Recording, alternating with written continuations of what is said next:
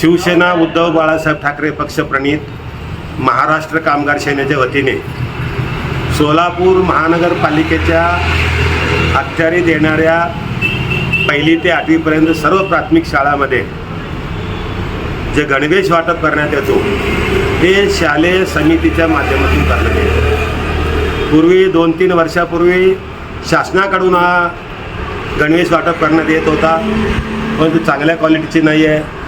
जे गणवेश तयार करतात तो कामगार बेकार होतो, ज्या व्यापाऱ्यांना नुकसान होतो, आर्थिक नुकसान होतं, अशा प्रकारचं अडचण आली होती। त्यावेळेला देखील आमच्या कामगार सेनेच्या माध्यमातून आम्ही तो प्रश्न सोडवला। आता शासनाने शालेय समितीकडे तो अधिकार दिलेला आहे।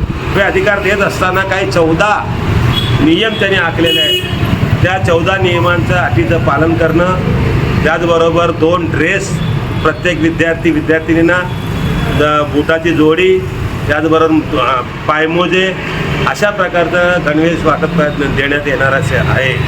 त्या गणवेशाला प्रत्येक विद्यार्थ्याला 600 रुपये आणि 170 रुपये बुटांचे आणि मोज्याचे पैसे मिळणार आहे। हे देत असताना जे गणवेश दिला जातो तो सुती मिक्स असला पाहिजे, कॉटन मिक्स असलं पाहिजे, 100% पॉलिस्टर असू नये, अशा प्रकारचा अट या ठिकाणी घातलेली आहे। या बाबतीमध्ये शालेय समितीच्या वाटप करण्यात येणाऱ्या गणवेशाचं जे स्कूल बोर्ड सदस्य अधिकारी आहेत या ठिकाणी महानगरपालिकेचे जवळकर साहेब, त्यांनी या पूर्ण गणवेशाचं सर्व शाळांचं महानगरपालिकेच्या अखत्यारीत येणाऱ्या सर्व शाळांचं गणवेश योग्य वाटप करतात का नाही याचा तपास करावा असं निवेदन दिलेलं आहे। आणि आमच्या कामगार सेनेच्या माध्यमातून देखील विद्यार्थ्यांचा आम्ही ड्रेसचा आपण तपास करतो। आम्ही तसंच निघाल्यास आम्ही या महानगरपालिकेच्या शिक्षण स्कूल बोर्डच्या समितीसमोर किंवा स्कूल बोर्डच्या अधिकाऱ्यासमोर भव्य आंदोलन करण्याचा इशारा